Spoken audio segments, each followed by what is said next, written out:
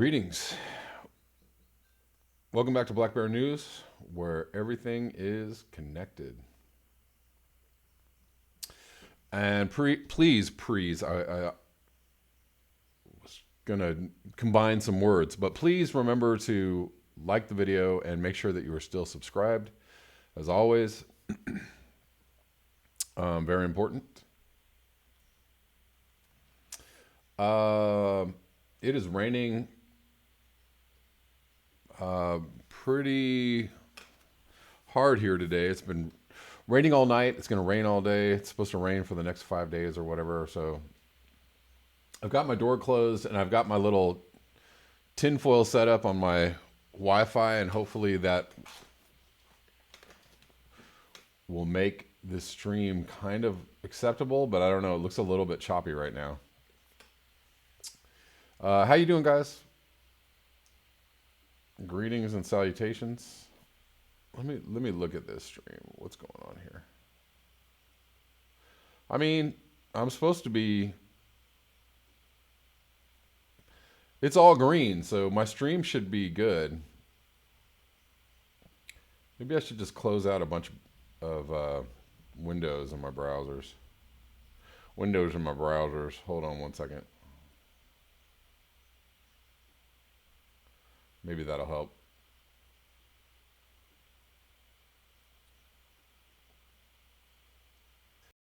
I've got too many things going on, as always. Let's close everything out.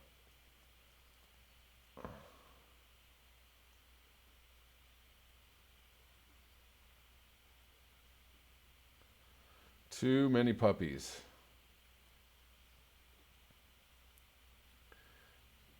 I don't know if that's really going to help. Anyways. I'm good? Okay, cool. Well, stream is fine on this end. Okay, good. So it's just, apparently it's just something I'm seeing, so. Spoke too soon. All right.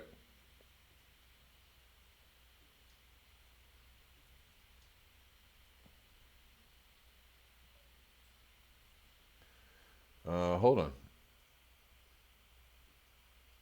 Oh, I see what's happening here.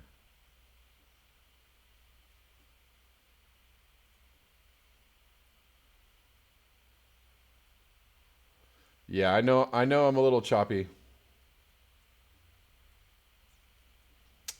Sorry about that.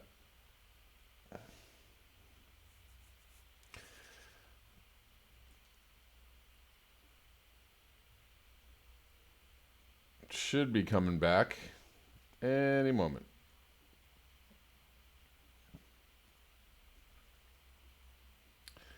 Chop suey.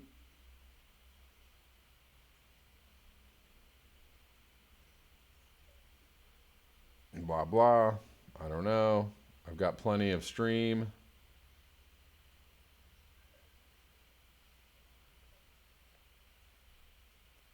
Yeah, I don't know what's going on, guys. Because it looks like I've got plenty of stream health. So...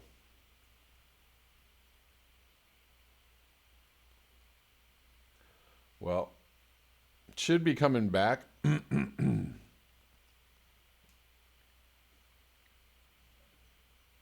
right. Yeah. Okay. Very good. Let's keep going. So, just want to say, so CB, are you fighting off this CV? Is CB fighting the CV? I saw that you mentioned that you were experiencing some symptoms. I'm sorry.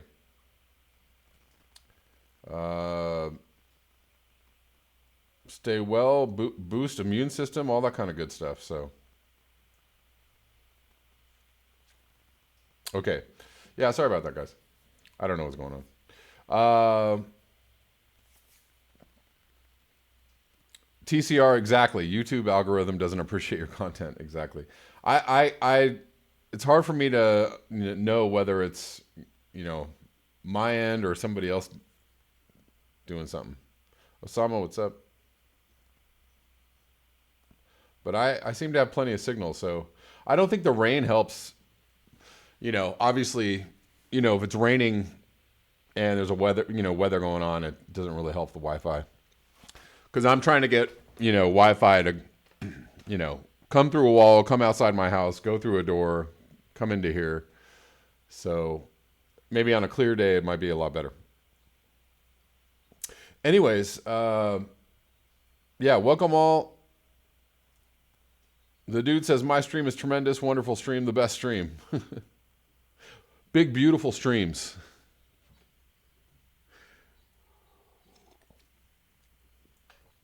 Lightning Rod says 12 cases, but last updated Friday, 3 p.m. Yeah. Well, yeah, my picture is probably going to just be a little choppy today, guys. I don't know. Just because the weather is not helping. Raza Remen says, try 5G, Kevin. You can cook with it too. Indeed. Indeed.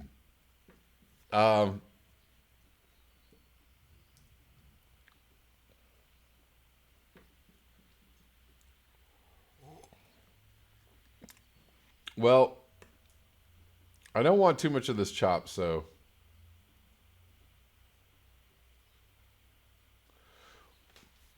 we're already 6 minutes in. Hold on one second.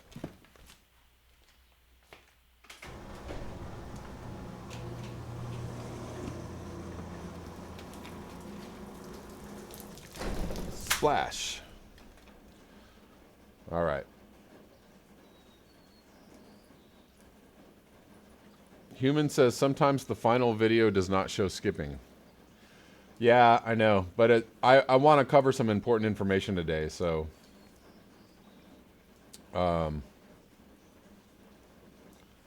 want to make sure that this is smooth enough. So so good to see y'all here. Thank you all. 7 minutes in. Let's get into this story. So this has already been covered by Graham Elwood. My dog just flapped water all over me. This is already covered by Graham Elwood, but this is a very important story. And also, this ties in, for sure with what we've been talking about as far as Event 21 and Bill Gates and, this seeming coincidence between Event 21, Bill Gates, and the desire to give everybody vaccines and the desire for everybody to own vaccines. Right? So we've been covering that. This has been the story we've been talking about. So, very interesting story. Graham Elwood covered this, but this is from Whitney Webb and Raul Diego. Kind of tying together the Fort Detrick, the Anthrax scare or the Anthrax situation in 2001, right around 9/11. Tying that all together with Event 201 and COVID-19. So very, very interesting information in this article. So I wanted to cover this because I think this is important information and this is an important story and this needs to be talked about. So this is from The Last American Vagabond, All Roads Lead to Dark Winter. So let's get into, it's a very long article, very involved. I will link it in the description box. I suggest all of you read it. Read the whole thing. Very dense, lots of information in this. I'm not going to go through the whole thing because it would take me like 2 days to read it, or two whole shows to read this article, but I'm going to just hit some salient points. So yeah, let's get into this. The leaders of two controversial pandemic simulations that took place just months before the coronavirus crisis, Event 201 and Crimson Contagion. I don't know anything about Crimson Contagion. I haven't seen anything about that. They share a common history, the 2001 biowarfare simulation called Dark Winter. Dark Winter not only predicted the 2001 Anthrax attacks, sounds like a good band name, but some of its participants had clear foreknowledge of those attacks. During the presidency of George H.W. Bush in the early 1990s, something disturbing unfolded at the U.S.'s top biological warfare research facility at Fort Detrick, Maryland. Specimens of highly contagious and deadly pathogens, anthrax and Ebola among them, had disappeared from the lab at a time when lab workers and rival scientists had been accused of targeted sexual and ethnic harassment, and several disgruntled researchers had left as a result. In addition to missing samples of anthrax, Ebola, hantavirus, and a variant of AIDS, two of the missing specimens have been labeled unknown, an Army euphemism for classified research whose subject was secret. According to reports, the vast majority of the specimens lost were never found, and an Army spokesperson would later claim that it was likely some were simply thrown out with the trash. Thrown out with the trash. Okay. Well, I know Anthrax was a rock band, but I like Anthrax Attacks. An internal Army inquiry in 1992 would reveal that one employee, Lieutenant Colonel Philip Zach, had been caught on camera secretly entering the lab to conduct unauthorized research, apparently involving anthrax, quote unquote. The Hartford Courant would later report. Despite this, Zach would continue to do infectious disease research for the pharmaceutical giant Eli Lilly, and would collaborate with the U.S. National Institute of Allergy and Infectious Diseases, NIAID, throughout the 1990s. The Courant had also noted that a numerical counter on a piece of lab equipment had been rolled back to hide work done by the mystery researcher, later revealed to be Zach, who left the misspelled label Anthrax in the machine's electronic memory. The Courant's report further detailed the extremely lax security controls and chaotic disorganization that then characterized the U.S. Army Medical Research Institute of Infectious Diseases lab in Fort Detrick. Well,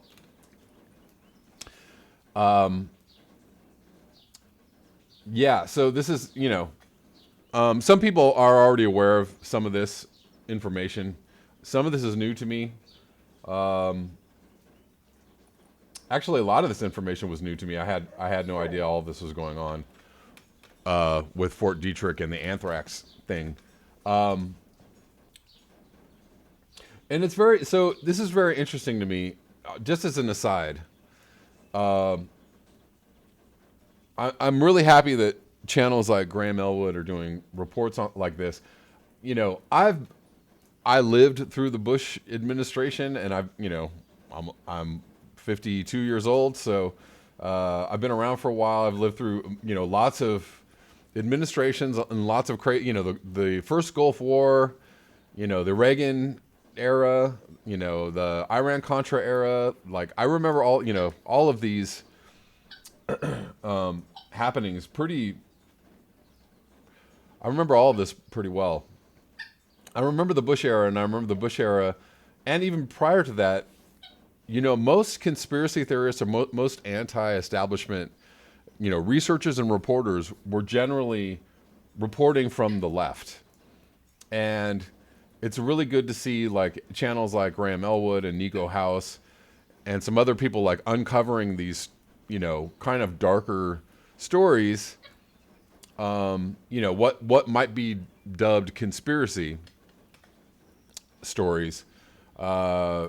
It's good to see that coming back to the left again, because for a little while there was a weird thing going on where all the conspiracy theories were somehow linked to alt-right people or right-wing people.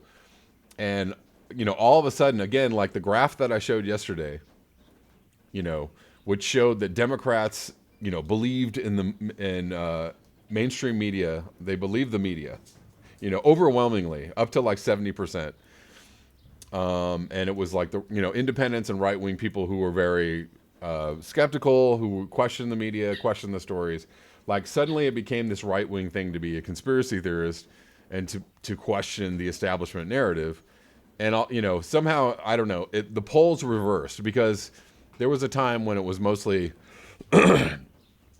moderates, excuse me, moderates or more righty people who would be like, who were more accepting, I think, of the mainstream stories. So, whatever. I'm getting off on a tangent. I'm just saying. I think for myself, I believe that it is a function and a job of the left to question the official narrative, and therefore become the conspiracy theorists, the questioners of what is official truth. It's totally fine and right for the left to do that, or for left-leaning people to do that. It's not the left's job to uphold the mainstream media. Oh, everything they say is, how could you question the media? You sound like Trump. Bullshit. I even had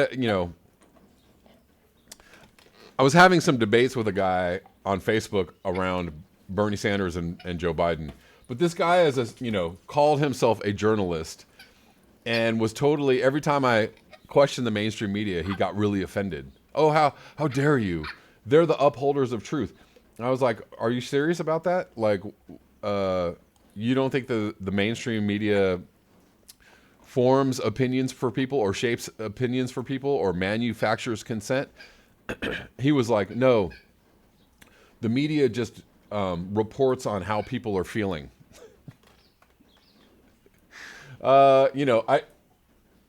When he said stuff, things like that, I didn't really go much farther into the argument, because there's really nothing to tell somebody who believes that kind of nonsense, who is that brainwashed to think that the media just reports on how people are feeling, and is just a mirror of society, and doesn't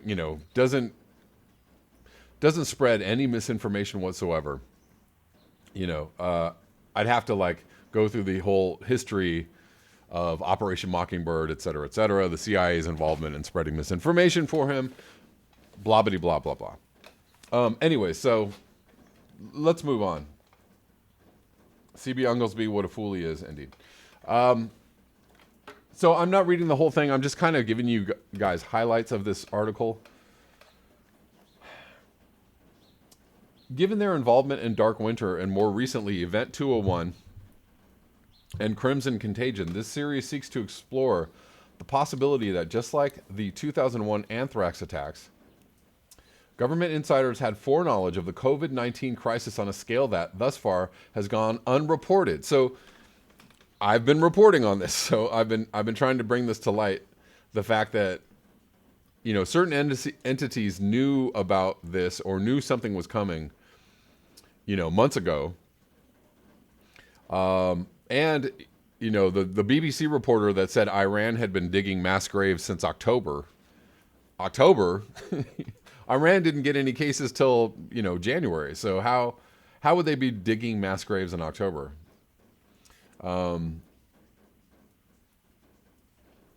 Those same insiders are now manipulating the government's response and public panic in order to reap record profits and gain unprecedented power for themselves and control over people's lives.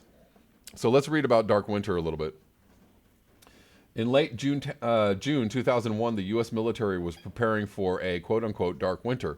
At Andrews Air Force Base in Camp Springs, Maryland, several congressmen, a former CIA director, a former FBI director, government insiders, and privileged members of the press met to conduct a biowarfare simulation that would precede both the September 11th attacks and the 2001 Anthrax attacks by a matter of months.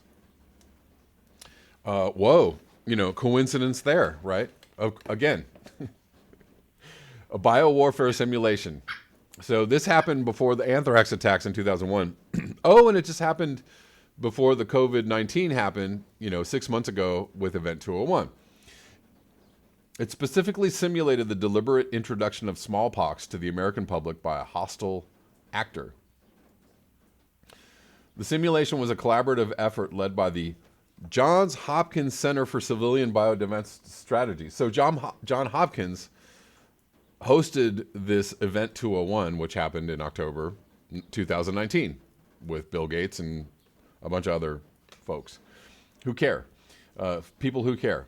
Part of the Johns Hopkins Center for Health Security, in collaboration with the Center for Strategic and International Studies, CSIS, the Analytic Services, ANSER, or ANSWER, Institute for Homeland Security, and the Oklahoma National Memorial Institute for the Prevention of Terrorism.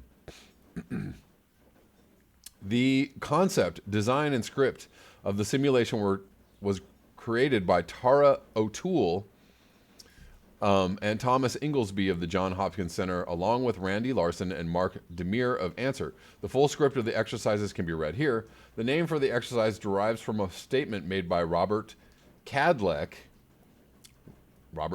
who participated in the script created for the exercise when he states that the lack of smallpox vaccines for the U.S. populace means that it could be a very dark winter for America. So the lack of smallpox vaccines for the U.S. populace. This is important to remember. Cadleck, a veteran of the George W. Bush administration and a former lobbyist for military intelligence contractors, is now leading right now HHS's COVID-19 response and led the Trump administration's 2019 Crimson Contagion exercises, which simulated a crippling pandemic influenza outbreak in the U.S. that had first originated in China. Whoa! What's the likelihood of that? Wow. Coincidence? Man, these coincidences are just piling up all over the place. What's happening, guys?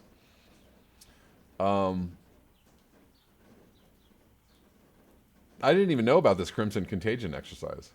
And I'm going to be looking into that a little more probably tomorrow. Cadleck's professional history, his decades-old obsession with apocalyptic bioweapon attack scenarios, and the Crimson Contagion exercises themselves are the subject of part 3 of this series. So this is going to be a series of articles they're going to put out. So I will try and help be covering all of this. So this is other interesting information. Another little excerpt from this story. Let's see if I can center this a little better. In the 1980s, this is a continuation from something else, worked closely with virologists and virology labs in Wuhan, China, this is in the 80s, where the first epicenter of the current COVID-19 cases emerged. The Chinese government has since alleged that the virus has been brought to China by members of the U.S. military, members of which attended the World Military Games in the country last October.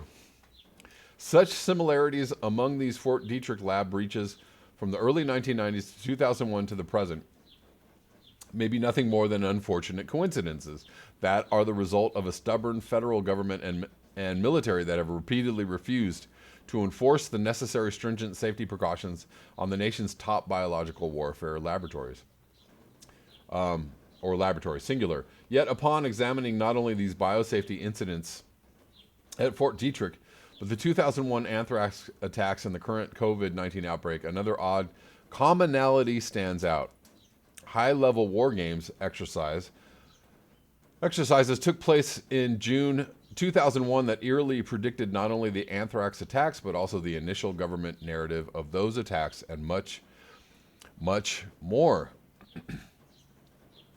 The June 2001 attack, known as Dark Winter, also predicted many aspects of government pandemic response that would later reemerge in last October's simulation Event 201, which predicted a global pandemic caused by a novel coronavirus just months before the novel coronavirus outbreak. In addition, the U.S. government would lead its own multi-part series of pandemic simulations called Crimson Contagion that would also predict aspects of the COVID-19 outbreak and the government response. Upon further investigation, key leaders of both Event 201 and Crimson Contagion not only have deep and long-standing ties to U.S. intelligence and the U.S. Department of Defense, they were all previously involved in that same June 2001 exercise, Dark Winter. It's laughable, guys. This is laughable.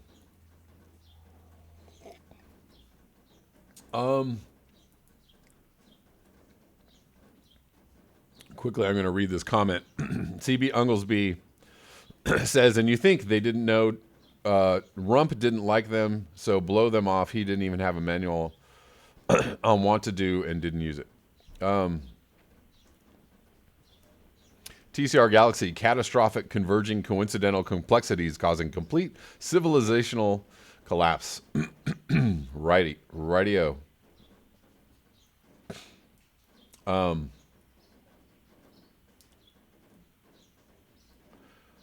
TCR Galaxy, it's all laughable and the joke is all on us, indeed.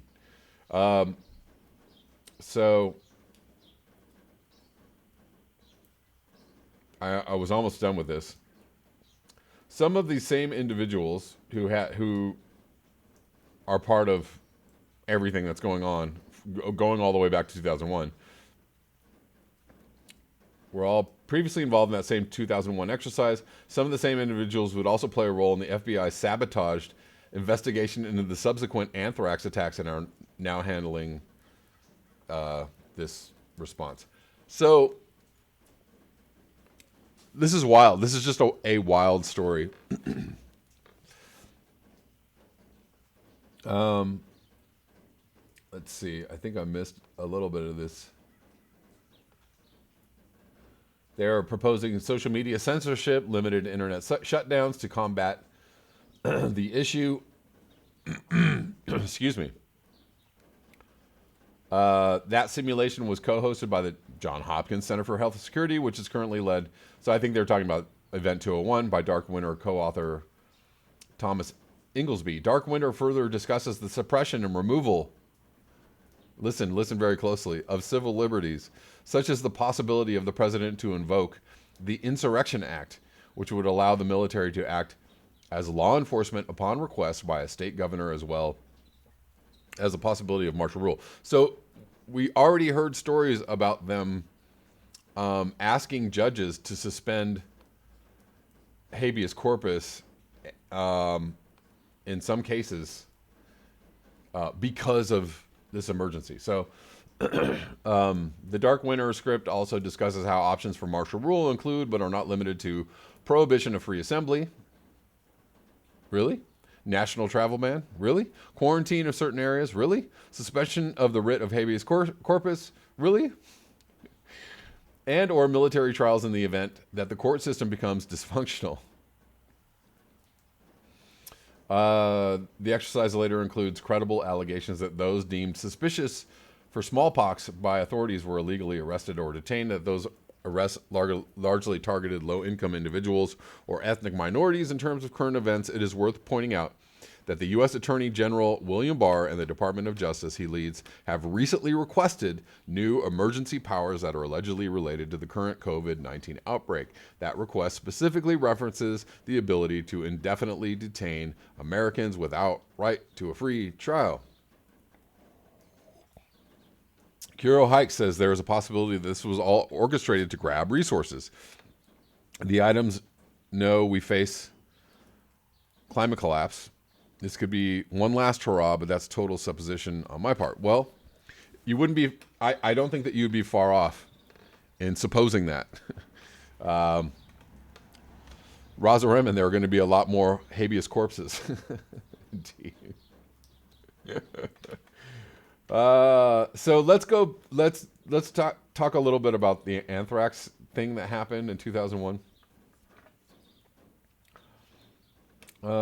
So they developed a sensor system for the detection of anthrax in a botulinum toxin called basis. Months before anthrax would cause extreme panic and target American senators, scientists from the Los Alamos and the Lawrence Livermore National Laboratory were testing the biological sensing device at the Dugway Proving Ground in Utah, inside the Special Programs Division of what was once the site of the U.S. Biological Weapons Program, and there were anthrax samples, and where anthrax samples used at Fort Detrick are often produced. It is worth noting that Dugway, not unlike Fort Detrick, listen to this, has long-standing issues with biosafety lapses that have resulted in numerous mishaps, such as this sentence is ridiculous.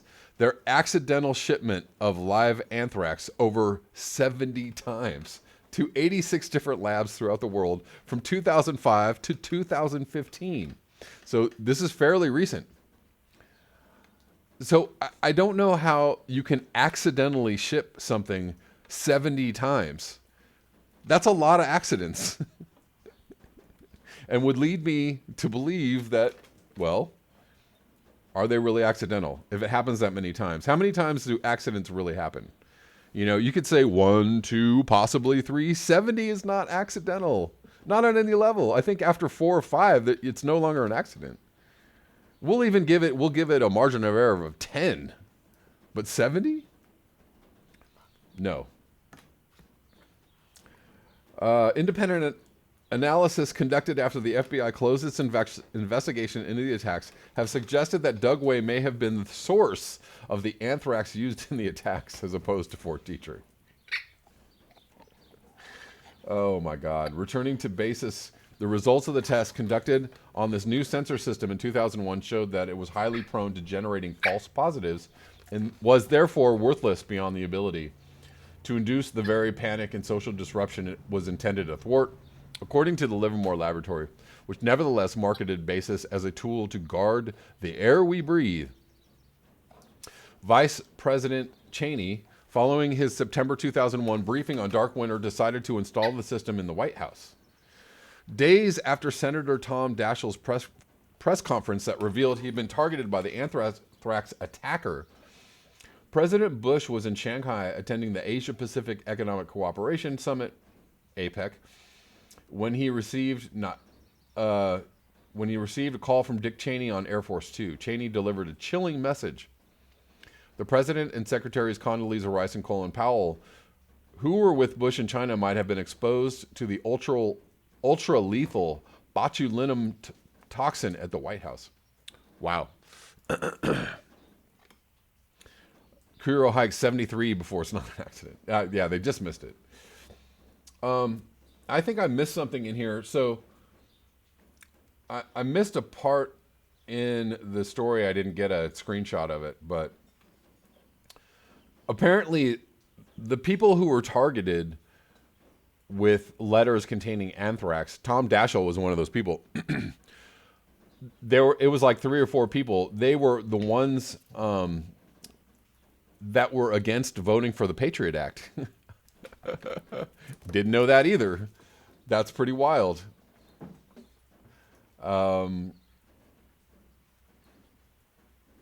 Weeks before the first anthrax case would be discovered on the evening of September 11th, 2001, then Vice President Dick Cheney's staff, this is very interesting, was told to start taking injections of the antibiotic cipro in order to prevent anthrax infection.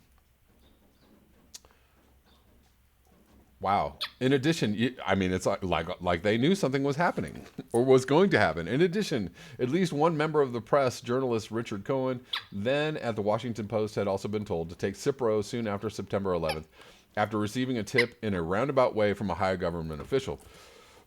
Who exactly in the Bush administration and in the Beltway began taking cipro weeks prior to the anthrax attacks, and for how long? Unfortunately, the answer to that question remains unanswered. Yet it has since been revealed that the person who had told these officials to take cipro was none other than Dark Winter participant Jerome Hauer, who had previously served for nearly 8 years at the U.S. Army Medical Research and Development Command, which oversees the U.S. AMRID lab at Fort Detrick. Hauer, on September 11th, 2001, was the managing director of Kroll, Inc., a private intelligence and security company informally known as the CIA of Wall Street. A company that French intelligence had accused of acting as a front for the actual CIA. Kroll Inc. at the time of the attacks was responsible for get this, listen to this. Kroll Inc., known as the CIA of Wall Street, was responsible for security at the World Trade Center complex, yet Hauer was conveniently not present at his World Trade Center office on the day of the attacks. So this is, happened over and over again. There were many people who, received mysterious tip-offs not to go to work that day, right? Instead of appearing on cable news. Instead, he appeared on cable news, Hauer. More on the series of conveniences that have followed Hauer throughout his career, especially over the course of 2001, and the massive amounts of money he stands to make off the current COVID-19 epidemic will be discussed in detail in part 2 of this series. Excuse me. Wow, this is wild stuff, y'all.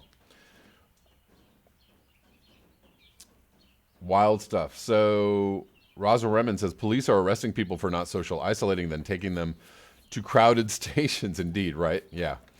I've been heard that I heard that in other cities and other places that they're, enforcing, people wearing masks or people staying at home.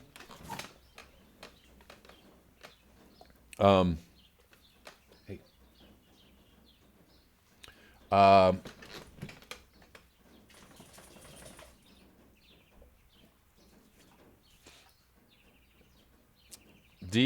Donald McCarthy says convoluted conspiracies are always trumped by a monumental cock-up. Are they really, though? Are they? At what point is it coincidence? Monumental cock-ups, accidentally sending something 70 times is not a monumental cock-up, dude. I'm sorry. It's not. It's just not. I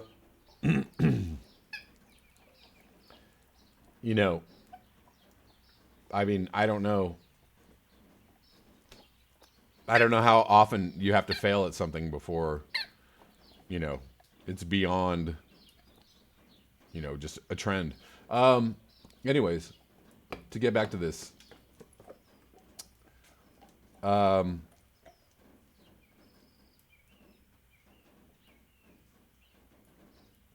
Oh, well, hold on. Let me read this comment. Prudhomme says, I just returned from a long walk. UK government is now threatening to withdraw the right to exercise.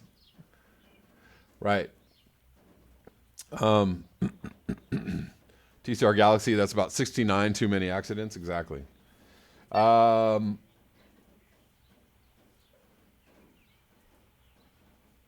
me read this. Another dark winter figure involved in the Anthrax case was current Assistant Secretary for Preparedness and Response at the U.S. Department of Health and Human Services, Robert Kadlec, right? So this guy is actually heading, he's a part of heading the response to COVID-19, who became an advisor on biological warfare to the Rumsfeld-led Pentagon in the days after 9/11.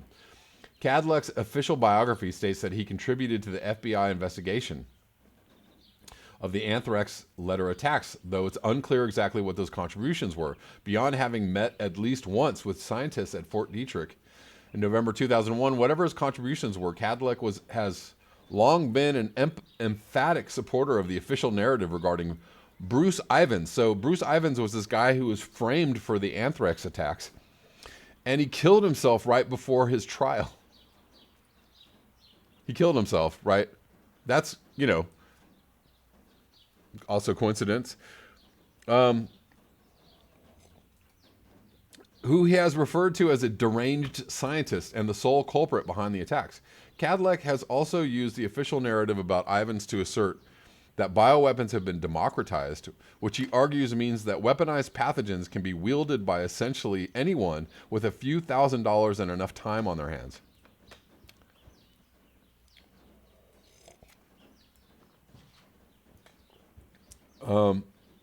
Notably, Kadlec isn't the only key figure in the current U.S. government response to COVID-19 to have ties to the botched FBI investigation as current HHS Secretary Alex Azar, who was also involved in the FBI investigation. Azar stated at a White House press briefing in 2018 that he had been personally involved in much of the managing the response to the anthrax attacks as then general counsel to HHS.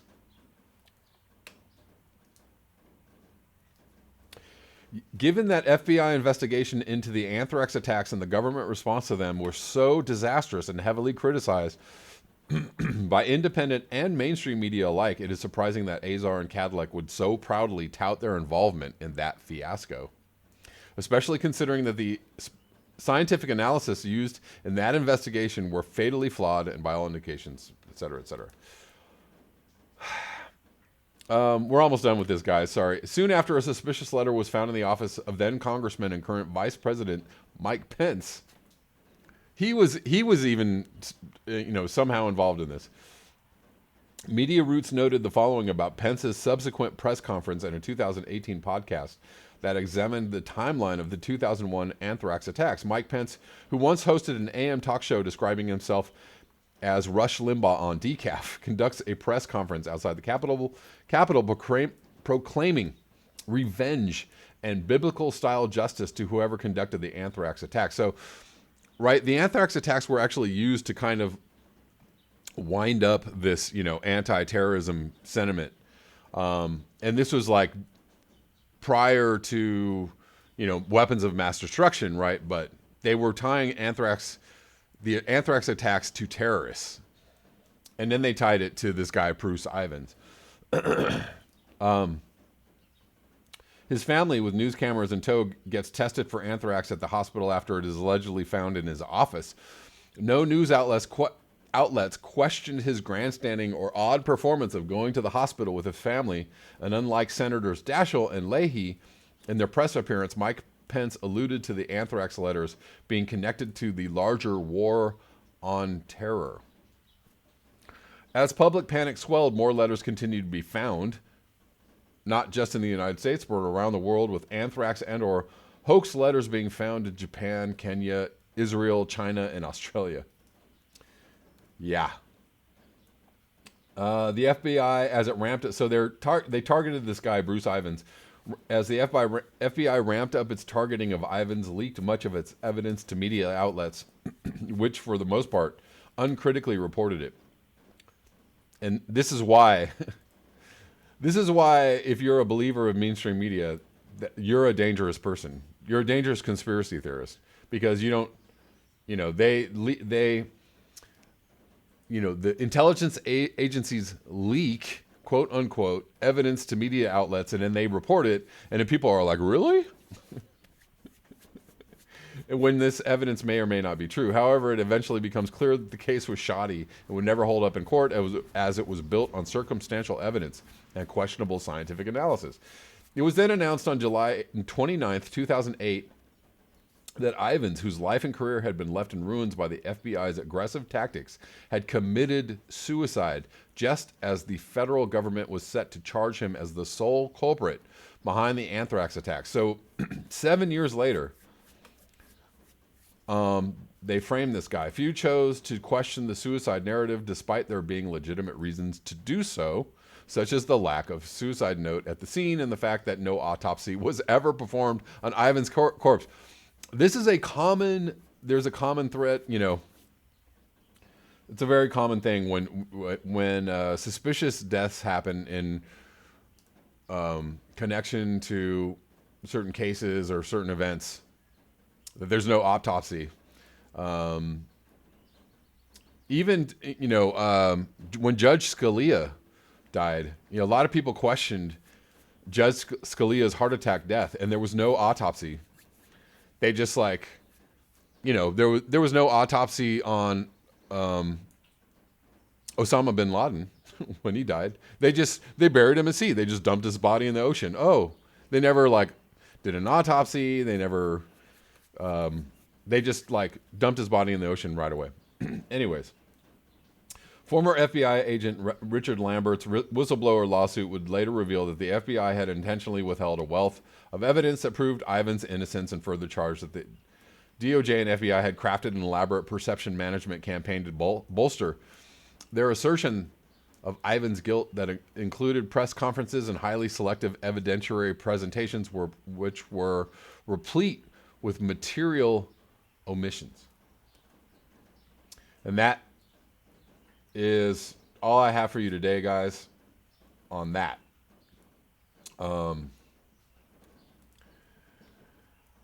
Whew. That's a lot. It's a lot to take in.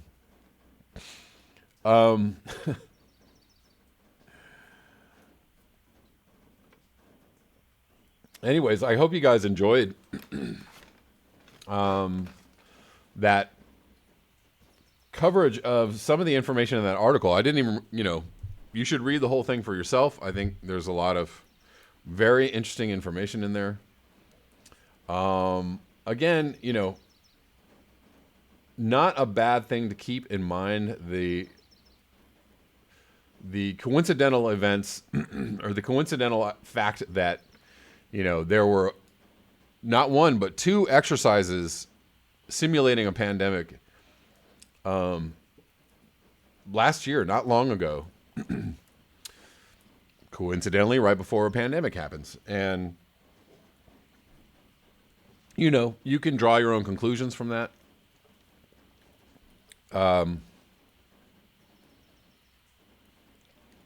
But it should, if it doesn't raise alarms, if it doesn't raise your skeptic bone or skeptic nerve in your brain, I don't know.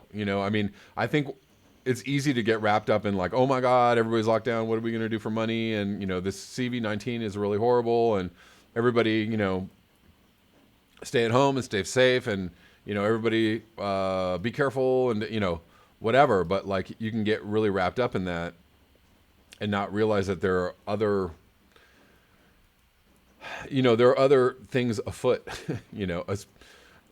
not the least of which is the enormous economic giveaway, again, to the rich and the powerful, the corporate entities which control our government and control our civilization for the most part. Audrey Cermak asks, does this mean that Trump will be dictator for life? What's left of it anyways? I mean, I don't know. Who knows? Who knows what will unfold in the next 8 months or whatever it is we have until, not 8 months, but how many months do we have until the election? 7 months? Something like that.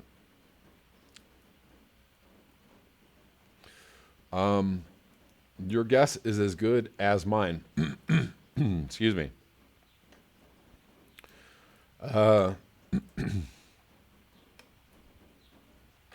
Echoes of not. The plutocrats who forbid us to work will claim the choicest of real estate. Yes. And then there's that, right? You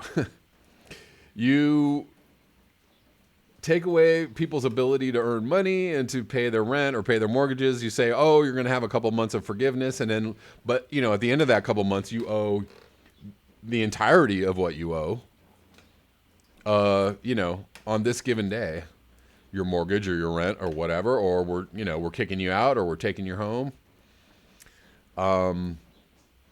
Or, your business, your small business, your restaurant, your whatever, your mom and pop shop that you owned. You lose your lease, you lose your business, you lose your, whatever financing or, loans you have in place.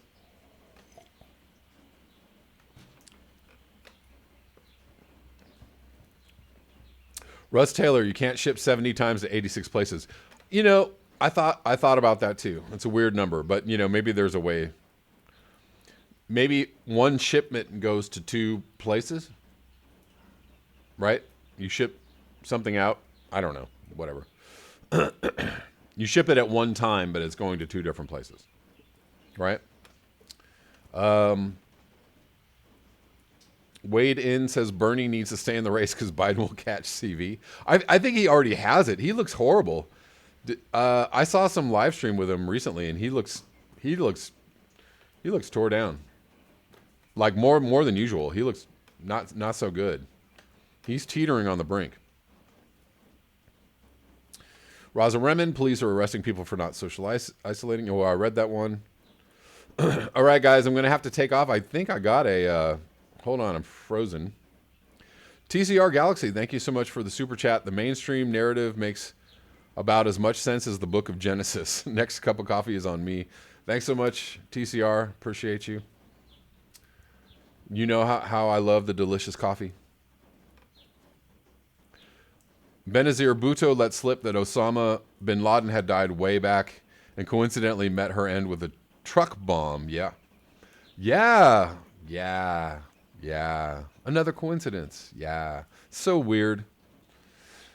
So weird. Anyways, guys, thank you so much for joining in the chat. I appreciate you all. I will be back tomorrow.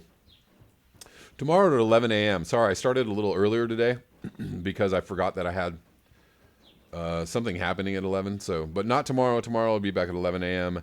Pacific Daylight Savings Time, PDT. Enjoy your day, and peace be unto you.